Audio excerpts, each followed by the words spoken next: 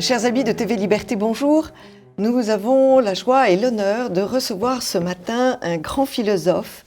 Bonjour Pierre Magnard. Bonjour Anne. Pour un très beau livre, au très beau titre, « Penser, c'est rendre grâce ». Déjà, ce titre me réjouit. Et je me dis, quand je prépare ce travail, je rends grâce. Tout va bien. Vous êtes... Pour ceux qui seraient très jeunes, vous êtes Pierre Magnard, philosophe normalien, agrégé, ancien président de la section des sciences humaines du CNRS, Grand Prix de l'Académie française, et vous êtes... Et professeur émérite à la Sorbonne. Et professeur émérite à la Sorbonne, et vous êtes ce que l'on appelle un rebelle. Depuis toujours et depuis très jeune, puisque vous n'étiez pas satisfait de l'enseignement que vous receviez à Normal et que vous en êtes parti. Il faut savoir entrer à l'école, mais il faut surtout savoir s'en affranchir et claquer la porte le jour venu.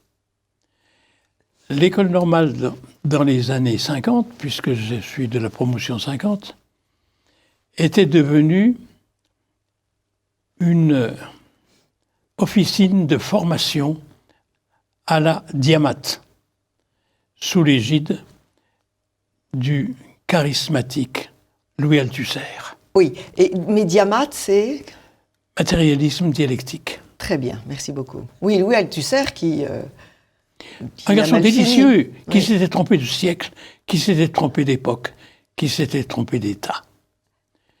Car il n'avait rien à faire avec le rôle que lui faisait tenir la cellule marxiste à laquelle il appartenait. Voilà, vous avez lâché le mot, c'est une période difficile, dominée par le marxisme.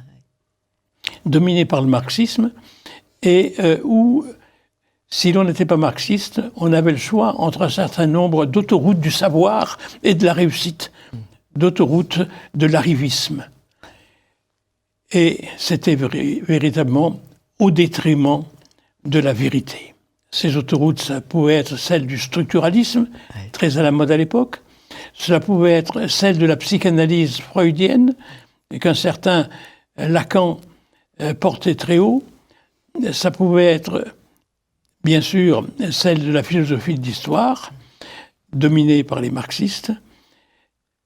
Et ça pouvait être aussi celle d'un vieux rationalisme complètement éculé, mais qui voulait encore prévaloir celui de Léon Brunswick. Et c'était entre ces autoroutes que je refusais de choisir, ayant pris le parti de faire moi-même mon chemin, sensible à ce que j'appelle l'appel du chemin, ce chemin qui n'est pas tracé, qui n'est sur aucune carte géographique, sur aucun itinéraire de la réussite, mais que l'on fraye de ses propres pas en l'empruntant et en le réempruntant indéfiniment. Car il y a une voie du chemin, une leçon du chemin. Ce chemin qui nous apprend nos efforts, qui nous apprend nos victoires, qui nous apprend nos échecs, et qui, de ce fait, nous permet des rencontres. Et c'est ces rencontres qui, pour nous, font la vérité. Vous écrivez, Pierre Magnard, « On écrit pour y voir clair en soi-même, pour ouvrir un chemin, pour orienter une pensée qui cherche son étoile. » Exactement. Exactement. C'est toujours la marche à l'étoile. Je retiens cette image de la tradition paysanne dans laquelle s'inscrivent mes ancêtres et qui, au XIIIe siècle, ouvraient chaque matin leur chemin en marchant à l'étoile pour le tracer du premier sillon de leur emblavure. Et sur le soc de nos vieilles charrues ardéchoises, que je retrouve encore aujourd'hui, charrue à soc en bois, était gravée précisément une étoile. Cette étoile qui signifiait aux laboureurs de mes ancêtres que le premier geste de la journée était comme une prière du matin. Cette prière du matin, c'était l'ouverture du premier sillon. Magnifique. Pouvez-vous nous parler de ce titre superbe, Penser, c'est rendre grâce? Eh bien, j'avais cru donner un point final à mes écrits en publiant il y a quelques années La couleur du matin profond. Pour lequel vous êtes venu à cette émission. Où je racontais précisément mon itinéraire. Mais il n'y a rien de tel que le chemin pour vous rappeler quantité de choses que l'on a trop vite oubliées. Et c'est pour combler cet oubli que j'ai consenti à reprendre la plume et à écrire. Mais écrire pourquoi? Pour rendre grâce à ceux à qui je devais, par toutes les rencontres que je puis en faire tout au long du chemin, mon expérience de la vérité. Cette expérience de la vérité était précisément celle de rencontres de gens qui me faisaient la surprise de m'entendre, de m'écouter, de me questionner, et que je questionnais moi-même, car c'est précisément dans cet échange que la vérité s'éprouvait. Et c'est pourquoi je ne pouvais pas donner d'autre intitulé à ce nouveau livre, puisqu'il était le récit des rencontres, c'est-à-dire des bonnes fortunes auxquelles ce chemin m'avait exposé. Je n'avais pas d'autre chose à faire que de le mettre sous le signe de la gratitude, rendant grâce précisément à ces rencontres et qui avaient fécondé ma propre pensée. Car si je veux résumer l'épreuve de la vérité, telle que j'ai voulu la connaître, refusant les autoroutes du savoir et de la réussite dont je parlais tout à l'heure, et voulant précisément aller à la découverte de la vérité, il fallait que j'admette qu'il n'est de vérité que lorsqu'on vit au risque de l'autre, lorsque on se mesure à lui, lorsque on le rencontre véritablement pour attendre de lui un démenti ou un agrément, en tout cas pour attendre de lui une réponse. La vérité, elle est toujours éprouvée au risque de l'autre. Et c'est cette vérité que je devais précisément mettre au compte de tous ceux qui m'auraient aidé à la trouver. Et c'est pourquoi cette gratitude qui constitue le fil conducteur de tout ce récit. Vivre au risque de l'autre amène à gratifier l'autre de ce pouvoir libérateur, puisqu'il permet à un chacun de trouver cette vérité qui dort en lui et qui ne peut se réveiller que dans l'injonction de la rencontre. C'est une idée qu'avait Aristote. Vous écrivez, Pierre Magnard, Aristote avait fait de la philia, c'est-à-dire l'amitié, la condition même de la recherche de la vérité. Regarder ensemble dans la même direction, tendre vers le même horizon, au point qu'on en vient à se demander si c'est l'amitié qui conduit la vérité ou si c'est plutôt le partage de vérité qui constitue le ciment de l'amitié. Mais il y a aussi le cas dans votre livre où vous vous opposez à un ami. Et cette opposition est source aussi de progrès dans la recherche de la vérité. C'est sûr. La filia a eu une grande importance chez moi. Le modèle aristotélicien. Mais en amont du modèle aristotélicien, il y avait aussi le modèle platonicien. Qui est là, sur l'écran. Il y avait l'académie platonicienne, à laquelle j'ai toujours été fidèle. Et il y avait cette idée que la vérité ne pouvait s'éprouver que dans ce partage. Alors vous dites très bien qu'on rencontre des amis, mais qu'il y a aussi ce que j'appellerais des amitiés manquées, des amitiés ratées. Il y a en amitié de grands enthousiasmes, une grande énergie que l'on trouve dans cette confirmation que vous apporte l'ami. Et sans ces grandes amitiés, dont je parlerai peut-être tout à l'heure, je n'aurais pas pu faire mon chemin, car si je n'eus pas de maître à penser, j'eus quand même dans les rencontres un certain nombre d'amis et d'amis très fidèles, mais il y eut aussi la malencontre, la rencontre fâcheuse, la rencontre manquée, la rencontre ratée, le malentendu. Car ce malentendu, il fait partie aussi de ces relations humaines qui se veulent profondes. C'est le risque de la rencontre humaine. C'est le malentendu. Ça passe ou ça casse.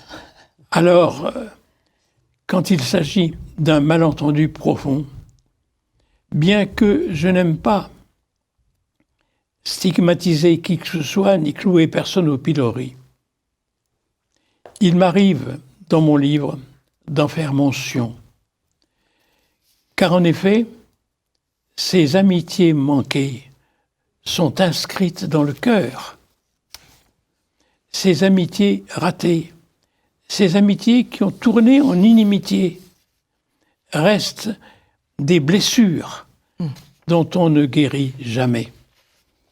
Et c'est pourquoi ce que je donne l'impression à mon lecteur d'avoir cloué au pilori, en fait, j'en parle comme des échecs, comme des malentendus, comme des blessures encore vives qui n'arrivent pas à se refermer. Alors, parmi les grandes amitiés merveilleusement réussies, il y a celle avec Jean-François Mattei, pour lequel vous avez une grande admiration. Oui, il y a eu quelques amis qui m'ont aidé. Et surtout, dans la rencontre, fut particulièrement opportune à un moment de doute, à un moment d'hésitation. Jean-François Mattei, je l'ai découvert alors que j'enseignais à Poitiers et que j'avais besoin, autour du séminaire de recherche que j'avais créé et que j'entretenais, de me donner des raisons de croire encore en la philosophie en une période sinistrée. Oui. Et c'est là que je fis la découverte d'un cadet qui avait eu, disons, la même expérience que moi du Maghreb, puisqu'il était né en Algérie et que moi j'étais né au Maroc, que nous avions tous les deux la même passion de la Méditerranée, que nous avions le même amour de ceux qui avaient su chanter cette Méditerranée. Je pense à Henri Bosco, sur lequel nous avons beaucoup échangé, mais je pense bien évidemment d'abord à Charles Maurras, dont nous partagions l'amour et l'enthousiasme. Et c'est dans le culte de cette Méditerranée qu'il me fit redécouvrir Albert Camus, dont il fut un magnifique interprète. Et nous avions ce site commun, c'est que nous nous découvrions les mêmes adversaires. Voilà, il écrit, Pierre Magnard, et c'est Jean-François Mattei qui parle, « La déconstruction a été un bal des adieux à tout ce à quoi l'homme s'était identifié dans son histoire, l'adieu à l'âme, l'adieu au corps, l'adieu au sujet, l'adieu à l'œuvre, l'adieu au monde, l'adieu au sens, l'adieu à Dieu enfin, qui sonne le glas des meurtriers. Rien ne semble résister au travail de la taupe qui a sapé les principes sur lesquels reposait la civilisation. » Vous faisiez le même constat. Je faisais le même constat. Jean-François avait un mot très juste pour désigner les déconstructeurs. Il les appelait les voleurs d'étoiles. Les voleurs d'étoiles, car, disait-il, ils nous ont volé la terre et ils voudraient bien aussi pouvoir nous voler le ciel. C'est ce qu'a dit Viviani. Exactement. Il faut éteindre les étoiles. Et supprimer les étoiles. Oui, C'est nous le mot allons de Viviani. supprimer les étoiles. Oui. Les voleurs d'étoiles. Et les voleurs d'étoiles, puisque nous en sommes là, c'était Gilles Deleuze, c'était Michel Foucault, c'était Pierre Bourdieu et c'était Jacques Derrida. Ce sont eux mes fraternels adversaires. Oui. C'est pourquoi, bien que j'ai bien pour bon. principe de ne pas citer ceux auxquels je me suis le plus souvent opposé, je cite cependant ceux-là, car ils restent pour moi une blessure dans le cœur. Ces fraternels adversaires, puisque je les ai connus à l'école normale et que depuis lors, on ne s'est pas quitté, si ce n'est pour se combattre. Ils m'ont au moins aidé à y voir clair dans des options qui étaient celles de la société de l'époque. Qui était à la mode. C'était à la mode. Et ils ont été, pour beaucoup, dans mon parti de demeurer rebelle et de ne pas aller prendre ma place rue d'Ulm, où pourtant j'étais de droit depuis la promotion 50. Mais je ne voulais pas y siéger parce que je ne voulais pas tomber dans cette sorte de doxa qui se développait dans toute l'intelligentsia à l'époque et qui voulait précisément pratiquer la déconstruction, un mot sur lequel il faudrait peut-être revenir aujourd'hui puisqu'il est si à la mode. On prétend déconstruire la mémoire historique des Français, déconstruire leur histoire nationale, comme on a voulu déconstruire leur métaphysique, leur morale, leur droit, leur esthétique. Toutes choses qui ont été faites depuis les années 50, précisément par ceux qui ont enfourché ce dada qui ne pouvait comporter que des sinistres cavaliers de l'Apocalypse que j'ai cités tout à l'heure. Qu'est-ce que ça veut dire déconstruction ? Le mot est en lui très honorable. Il est emprunté à Martin Heidegger, à la philosophie duquel j'avais été initié par mon maître en Cannes, Jean Beaufray, et par un autre maître en Sorbonne, Henri Biraud. Et j'avais eu, disons, l'avantage d'un compagnonnage très étroit avec Heidegger, avec lequel je correspondais toutes les semaines par Beaufray ou Biraud interposés. Or, dans Sein und Zeit, son grand livre de 1927, c'est Heidegger... C'est le titre en français, L'être et le temps. L'être et le temps. Heidegger proposait, au chapitre 7, la notion de Abbau, qu'on a traduit par destruction, et que un de mes condisciples, plus avisé, a traduit par déconstruction. La déconstruction était une opération délicate, disait Heidegger, qu'il faut pratiquer très ponctuellement et très prudemment, une fois et une seule fois peut-être suffit pour rendre sa dynamique à la métaphysique quand elle semble en panne.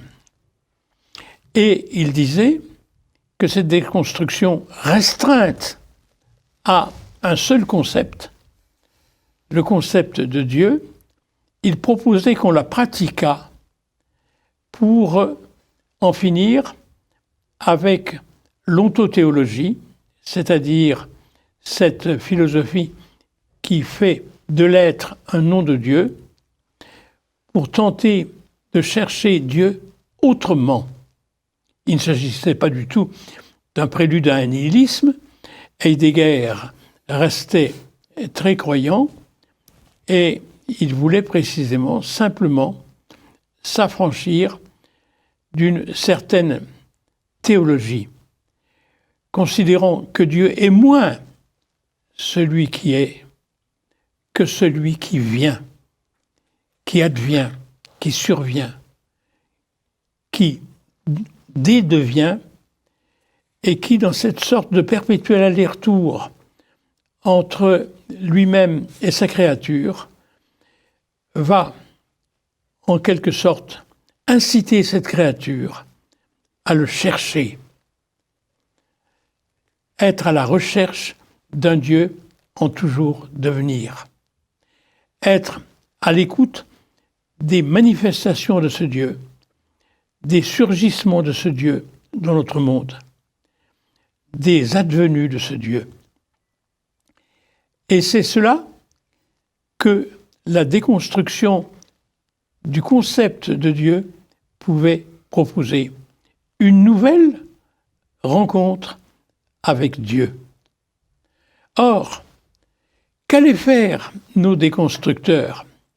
Ils allaient purement et simplement s'aviser que l'opération était très expédiente parce qu'elle permettrait de remettre en cause toute la métaphysique en s'appliquant à tous les concepts, le droit, la morale, l'esthétique, la politique, tout allait être passé au crible de la déconstruction. Autrement dit, ils allaient pratiquer une déconstruction généralisée. Et c'est cette déconstruction généralisée, prônée par Foucault, prônée par Derrida, qui aujourd'hui est devenue la tarte à la crème des faux intellectuels qui voudraient nous inspirer. Ils veulent une déconstruction tout azimut et ils entendent la pratiquer sur les ruines de la métaphysique, sur les ruines du droit, de la morale, de l'esthétique, de la politique. Tout est mis par terre par cette généralisation de la déconstruction. Mais jamais, au grand jamais, Heidegger n'avait proposé cela. J'avais été très vite averti par un personnage étrange qui frayait les chemins de l'université à l'époque, bien qu'il ne fût plus de cet âge, puisqu'il est né en 1907. Je parlais de Maurice Blanchot, qui réunissait chez Marguerite Duras, qui lui fournissait son salon rue du Dragon, sur quelques canapés bancals, une dizaine de potaches pour les supplier de ne pas pratiquer la déconstruction généralisée, mais pour en rester à une déconstruction restreinte, très limitée et très prudente. Donc le danger a été vu très vite. Très vite. Blanchot nous réunissait. Et 50 ans après, 70 ans après, on y est toujours. C'était les années 50, 51, 52. Et c'est le plein épanouissement. Oui. Très vite, il nous a mis en garde, et très vite, il a dit que ce serait la mort de l'intelligence, et que c'était la porte ouverte au nihilisme. Nietzsche est très sévère avec ce comportement qui consiste à ne pas être un rebelle de l'intérieur, comme vous l'avez été toute votre vie. Il écrit « Accepter une opinion simplement parce qu'elle est dans les mœurs, cela signifie au fond être sans probité, lâche, paresseux. Pourquoi la lâcheté, l'absence de probité, la paresse constitueraient-elles les bases de la moralité ?» C'est exactement cela. Or, qu'est-ce qu'on a vu? On a vu, disons, les gens se précipiter sur ce thème de la déconstruction et vouloir le pratiquer tout azimut. Et qu'est-ce qu'on voit aujourd'hui? Des gens qui ne savent même pas l'origine du concept, on use pour oser nous parler d'une déconstruction de l'histoire nationale. Oui. Mais si je prends l'expression au pied de la lettre, qu'est-ce que ça veut dire? L'histoire nationale, c'est notre mémoire. C'est notre mémoire vive. C'est ce sans quoi nous ne pouvons pas, disons, nous représenter la vie, l'univers, ce sans quoi nous ne pouvons pas penser.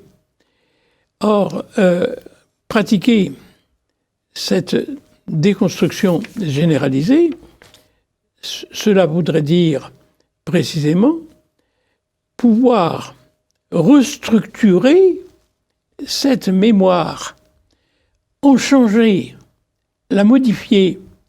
Mais est-ce qu'on ne voit pas que la mémoire vive est partie intégrante de notre personnalité la plus profonde, que la mémoire vive est partie intégrante de notre être le plus sacré, et que c'est une atteinte et un préjudice sans pareil qui est faite à l'âme de nos contemporains, si on veut leur demander de changer de mémoire. Ouais.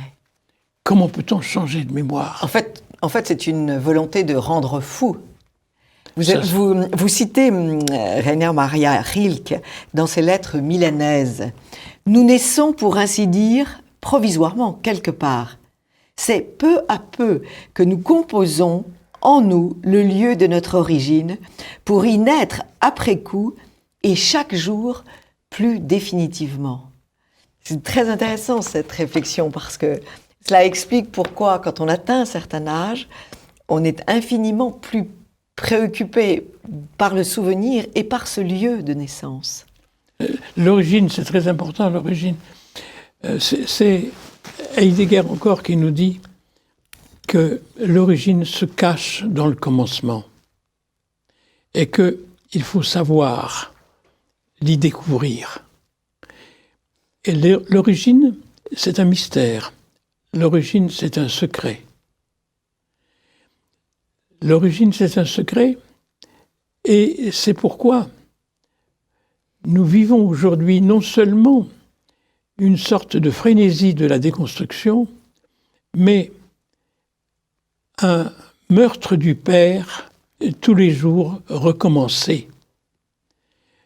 Comme si il fallait s'affranchir de cette relation qui nous fonde et qui nous constitue, la relation au père. Et c'est là que on peut retrouver l'importance de l'origine. L'origine est ce qui se cache dans le commencement. Retrouver ce que furent nos premiers pas. Retrouver ce que furent nos balbutiements, notre orientation dans la vie. Et chercher ce qui s'y cache, ce qui s'y dissimule, en séjournant le plus longtemps possible dans ce commencement, dans l'espoir de découvrir ce qu'il recèle. Ce qu'il recèle, c'est précisément ce qui nous fonde, ce qui nous crée. Et ici, j'ai beaucoup dû à Michel Henry, un bon collègue qui avait beaucoup réfléchi précisément sur l'origine, cette origine dont il faut toujours nous rendre contemporains dans l'espoir qu'elle nous délivrera un secret qu'elle ne nous a pas encore dit.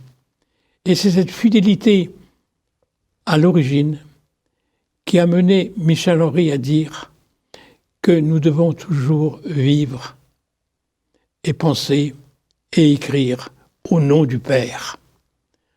Et là, je pense à toutes ces lois folles qui scandent notre Occident sinistré et se donnent comme libératrices alors qu'elles sont ruineuses pour celui qui refuse cette filiation qui le constitue et qui le fonde. Michel Henry avait perdu son père à l'âge de 5 ans. Oui. Et il me disait, quand je lui disais « Mais d'où viens-tu, Michel ?» ?»« Je viens de nulle part. » disait-il. « Je ne peux plus le savoir. » Et il faisait allusion à ce deuil cruel qui l'empêchait de pratiquer cette réminiscence. Et il considérait que, hors cette réminiscence, nous n'avons plus la clé de notre destin. Or, ceux qui ont encore cette clé, parce qu'ils gardent le souvenir de leur père, et à travers lui, de tout ce phylum auquel ils doivent leur nationalité, leur identité, ceux qui disposent encore de cela, qu'ils le cultivent. Car en effet, si on s'interroge sur ce que peut être ce déni de paternité que l'on voit de plus en plus pratiqué aujourd'hui, il faut convenir de ce qu'il a de malsain, de pervers, de maladif, voire de démoniaque. Je pense à un de mes fraternels adversaires, qui était un bon camarade. On s'était connus sur les bancs de l'école, où il était entré 1 an avant moi, et je le retrouvais à Clermont-Ferrand, où j'étais prof de Cagne, tandis que lui enseignait à la faculté. Je veux parler de Michel Foucault, du pauvre Michel Foucault, car je veux en parler avec compassion. Toutes les semaines, Michel Foucault me demandait de l'accompagner à la gare de Clermont-Ferrand, où il devait reprendre son train pour Paris, puisqu'il était parisien. Il avait exécuté son service et il voulait de ma compagnie pour que je lui dise ce que pendant la semaine j'avais enseigné à mes cagneux, extrêmement curieux de s'informer de ce qu'avait pu être la grande Renaissance à travers le cours que j'en faisais au lycée Blaise Pascal.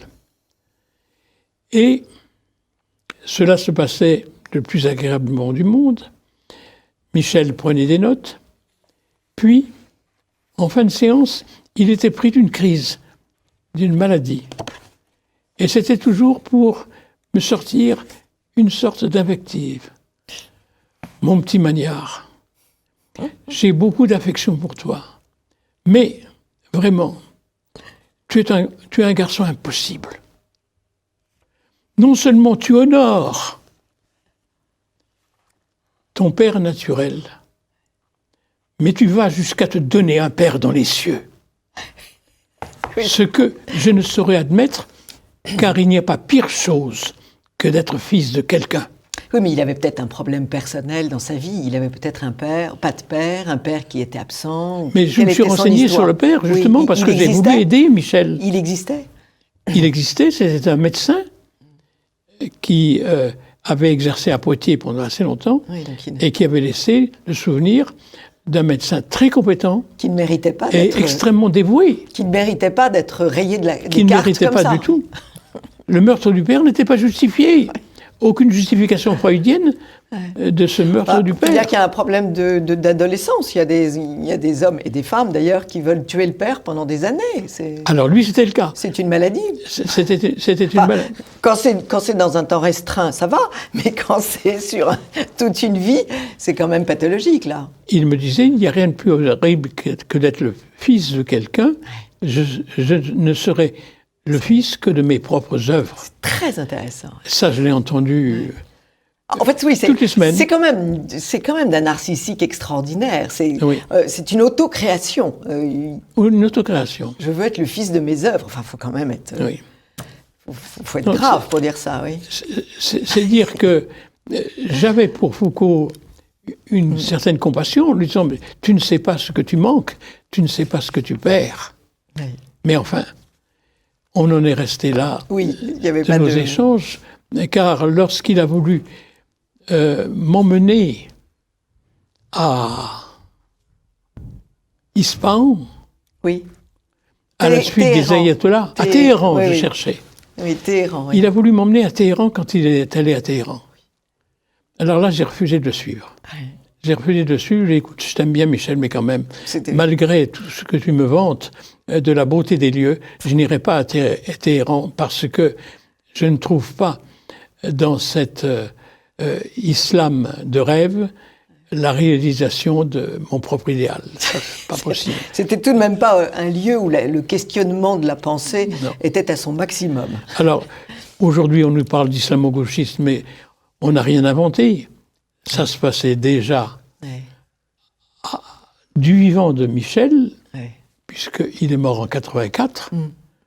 Donc, c'était dans les années 80 que nous échangions sur la révolte des ayatollahs. Alors, ce qui est étonnant aussi, c'est que vous progressez, vous cheminez avec vos confrères, mais vous cheminez aussi avec vos élèves. Vous avez cette extraordinaire aptitude, comme Socrate, de faire accoucher vos élèves de leur propre pensée, mais votre discussion avec eux est elle-même source de progrès pour vous. Ça a été ma découverte, l'émerveillement que j'ai connu au lycée Banville de Moulins. Mon premier poste, 1956. J'arrive à Moulins et très impressionné par les potaches qu'on me confie, je donne cours pendant tout un mois avec le sentiment de parler dans le vide. Puis arrivent les congés de la Toussaint qui vont provoquer une sorte de basculement. Car à la rentrée de la Toussaint, alors, la relation à la classe avait complètement changé. Les élèves cessaient de m'écouter passivement. Ils faisaient accueil à ma parole, ils la recevaient, ils la créditaient d'un sens, et elle me revenait confirmée. J'avais découvert la relation socratique. Et à partir de ce moment, mon enseignement ne fut plus qu'une sorte de proposition faite à un auditoire qui l'accueillait d'une manière sélective et le créditait d'une manière toujours différente. Et c'est comme ça que je suis entré par la voie socratique dans l'enseignement. Autrement dit, j'attendais de mes élèves confirmation de mon discours. J'attendais d'eux qu'ils le créditent d'une valeur ou d'une signification. Et c'est de ce crédit que je faisais, au fond, le critère de ma vérité. Autrement dit, mes maîtres c'était mes élèves. Ouais. Et je me souviens de l'inspection auquel je fus soumis au terme de la première année d'enseignement, car à l'époque ça se passait comme ça. Et c'est cette inspection qui vous titularisait. L'inspecteur général me demanda « Mais enfin, monsieur, quels sont vos maîtres ?» Et à son grand étonnement, il m'entendit répondre « Je n'ai jamais eu d'autres maîtres et je n'en veux point d'autres que mes élèves. Je ne saurais en avoir d'autres, car si j'en prenais d'autres, je ne serais plus un enseignement digne de crédit. » Et qu'est-ce qui se passe aujourd'hui, puisque visiblement, il n'y a pas cette transmission, il n'y a plus cet accord entre le maître et l'élève, à tous les niveaux d'ailleurs. Mais c'est-à-dire que l'expérience du lycée Banville-de-Moulins, je l'ai vécue toute ma vie. Je l'ai vécue ensuite à la faculté de Dijon, je l'ai vécue ensuite à la faculté de Poitiers, je l'ai vécue ensuite à la Sorbonne. Je n'ai pas cherché d'autres méthodes et d'autres procédés. Évidemment, j'étonnais quelque peu mes collègues. Manière est imprévisible, puisque ce qu'il doit dire, on ne peut pas le savoir avant. On ne peut pas deviner ce dont il va nous entretenir. C'est précisément cette sorte de communion avec les élèves qui va être décisive de tout. C'est cette communion. Et c'est précisément ce caractère communiel de la relation pédagogique que je mettais en avant d'entrée de jeu et qui fut pour moi le critère. Mais c'était aussi la manière de m'approprier de la façon la plus certaine l'héritage que j'avais à transmettre. Il y a un malentendu à s'imaginer que nous avons à transmettre un archivium gréco-latin tout constitué. Je n'ai pas à fournir 3000 ans de pensée humaine à mes élèves du lycée Banville-de-Moulins. J'ai à permettre à chacun de tracer le chemin de sa propre vie. Et pour ce, il faut que je lui apprenne à prendre sa vie en main. C'est lui qui trace le chemin. C'est lui qui ouvre le chemin.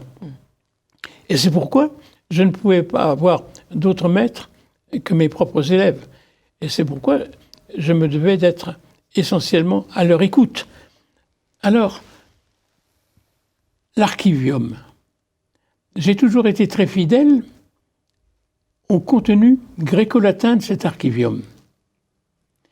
Et pour moi, qui ai tellement cherché la clé de ce que l'on appelait l'humanisme, j'ai toujours eu un culte pour Cicéron. Cicéron qui est, à mes yeux, le plus grand détenteur de l'archivium. Il définissait toute la vérité par un syntagme. Ce que nous apprennent les littérés humaniores, c'est la communis humanitas. C'est la communion. La communis humanitas, c'est-à-dire cette humanité que les littérés humaniores nous permettent d'avoir en partage. Nous avons en partage l'humanité quand nous pratiquons Homère, Échille, Sophocle ou Euripide, quand nous pratiquons Shakespeare ou quand nous pratiquons Racine. C'est cette communis humanitas. Or, que voulait dire exactement Cicéron par communis humanitas? Communis, qu'est-ce que ça veut dire? Ceux qui ont en partage munus, une charge, munus, une dette. C'est la reconnaissance d'une dette réciproque. C'est la reconnaissance de ce que nous devons à l'autre. D'un héritage. D'un héritage. Ce que je devais à mes élèves, c'était précisément cet héritage. Communis. Or, ce qui me semble aujourd'hui faire la faillite de notre système éducatif, de notre système culturel, de notre système artistique, de notre système politique, c'est que précisément on a substitué au communisme l'immunisme. On est en quête d'immunité. On se fait tous vacciner. On marche tous avec une muselière sur le visage, comme si on avait peur. Pour notre individualité, cette individualité qu'on veut sauvegarder de tout contact avec l'autre. On ne vit plus au risque de l'autre. Et on supprime cet héritage au nom de la diversité, puisque... On supprime cet héritage, puisque la communis humanitas, c'est cette humanité qui s'est partagée, munus, cette charge, ce compendium, cet archivium reçu des ancêtres. Or, l'immunis qu'on voudrait que nous soyons, c'est un individu qui n'a plus rien en commun, puisqu'il ne partage plus précisément cette charge. Il veut s'en préserver, il veut s'en prémunir, il vit dans son individualité. Or, qu'est-ce que l'individu ? C'est la synecdote de la masse ou de la foule, comme dit mon ami Richard Millet. Autrement dit, c'est la représentation la plus vile de ce qu'est ce sable humain absolument inconsistant dans une société décomposée. Merci beaucoup Pierre Magnard. On vous écouterait des heures. Je dois dire que nous n'avons pas évoqué ici toute votre présentation de l'Ain, sur lequel vous avez des pages magnifiques, et des pages philosophiques de haut niveau. Mais je suis sûre que les amis de TV Liberté aimeront se plonger dans votre œuvre, qui est à la fois une célébration de l'émerveillement, de la gratitude, de l'amitié, de la philosophie telle qu'on l'entend depuis des siècles, mais aussi des petits coups de balai sur les marteaux-piqueurs de la déconstruction, comme vous les appelez. Et on prend beaucoup de bonheur à lire à petite gorgée, parce que ce n'est pas un livre qu'on lit dans le métro. Et merci beaucoup d'être venu, Pierre Magnard. Merci Anne de m'avoir fait l'honneur de m'inviter. J'ai été ravi. Et je suis sûre que vous allez encore nous donner une autre œuvre. Peut-être sur... Je ne peux pas m'en passer. C'est ma drogue. Et c'est pour ça que je ne voulais plus écrire. Et c'est pour ça que vous êtes toujours parmi nous. Après avoir perdu mon épouse, je voulais me retirer complètement. Et puis, j'ai découvert que c'est Nietzsche, au fond, qui a raison. Quand celui-ci, au comble de la souffrance, nous dit « Il y a mieux que la lupulinée de chambre pour calmer nos douleurs. » Il y a mieux que... La lupuline est... Ah oui, c'est un médicament du temps. Oui. Pour calmer nos douleurs, il y a la page d'écriture. Bien sûr. Et la page d'écriture, précisément, pour moi, c'est le meilleur des sédatifs, le meilleur des tranquillisants. Bien sûr. Il y aurait peut-être mieux encore, si ma femme était de ce monde, ce serait la musique. La musique, plus royale encore que la Pagina Sacra, puisque elle exorcise toutes les douleurs. Merci beaucoup, Pierre Magnard, pour cette très belle conclusion. Chers amis de TV Liberté, à très vite.